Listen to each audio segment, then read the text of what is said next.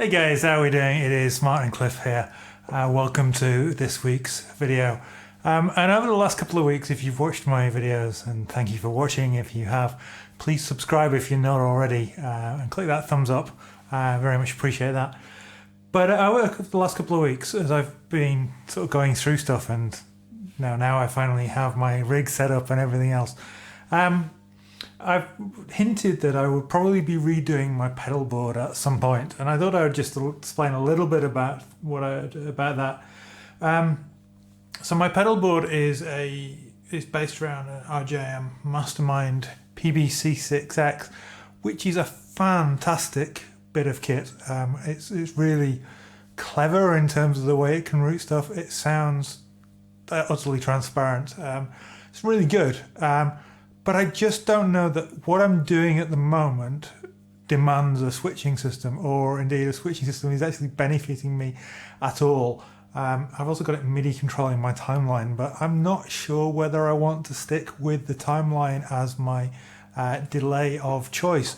Again, it sounds great, but I've got so much gear and it's a bit overkill, really, to the extent that the thing I was playing at the start, let me just turn off a couple of noisy pedals. I just got a little, I have an overdrive and I have a distortion and I have a boost and I have a compressor and I have an auto wah and I have an octave pedal and a delay, and that's it, and that's the rig. That's great. Don't get me wrong. But there are a couple of pedals I would like to include. I would like to have another overdrive flavor, probably a Sheba drive, because I kind of miss not having a Sheba drive, whether they're reloaded or one of the standard ones. That would be the main. And also, I miss having my Mofo vibe, my Sweet Sound Mofo vibe on the board. And I thought about getting a bigger board and wiring it all up, and that might be something I do in the future, but I don't want to be dealing with multiple boards at the moment. That's just too much too much hassle, too much hard work. So I may, as I say, at some point go to the size up of mono board as my main board with a switcher. But I'm gonna, I think, just for the time being, move away, because it's great having all these sounds available, but I find myself almost always working in instant access mode, so just turning on loops and turning off loops, and I can just do that with my feet, because it's not like I'm playing in a band that has a regular set that plays the same sort of show night after night.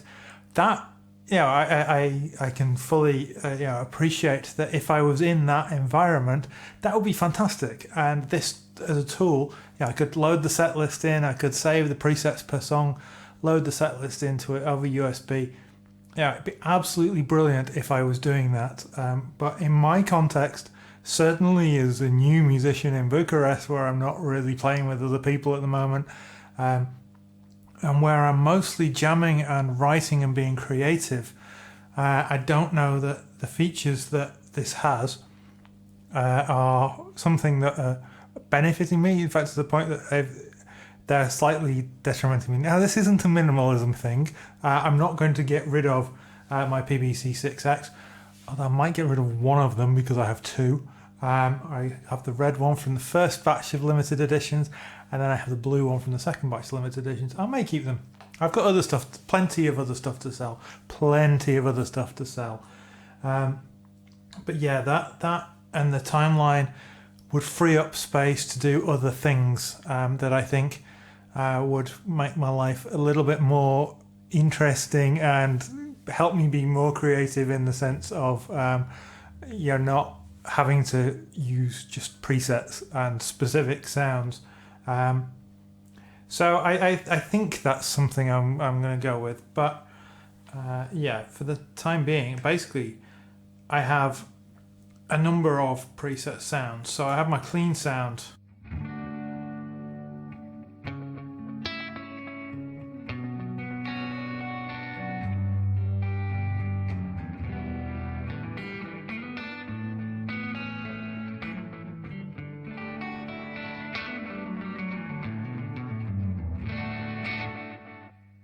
which is just Koji comp and then the timeline.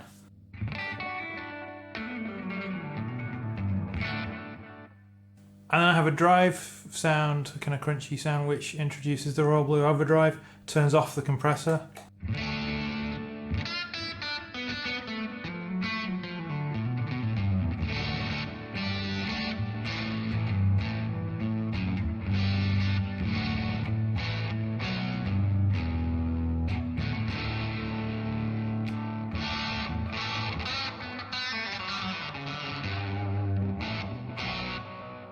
And if I want to bring in a boost on that, I can, but I think it also at the moment changes the bank on my delay to be something a little weird, so I need to tweak the MIDI on that. And life's too short to mess with MIDI programming sometimes. Then I have my crunch, which is the downgrade distortion.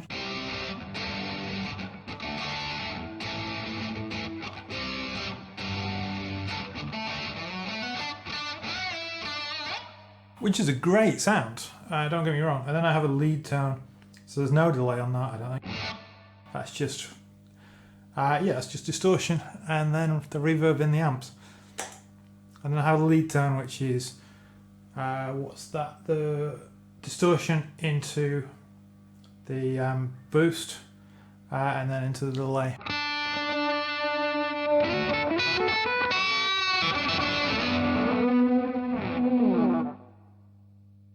And just one repeat each side, and it's a kind of interesting sound, but again, I'm not feeling the timeline, I'm not feeling the digitalness of it. I think that's one of the problems, and also I just feel that I don't have levels and everything set quite right at the moment, so I need to, I think, strip apart the board, rebuild it, so in a week or two's time maybe you will see a video of a revised board. At the moment I'm shooting videos about 3 weeks ahead of schedule, so if I take a little bit of time to have a play with this, then maybe by the time the next video comes out I can have the thing built, or maybe it'll be another week after that. We'll see how things go.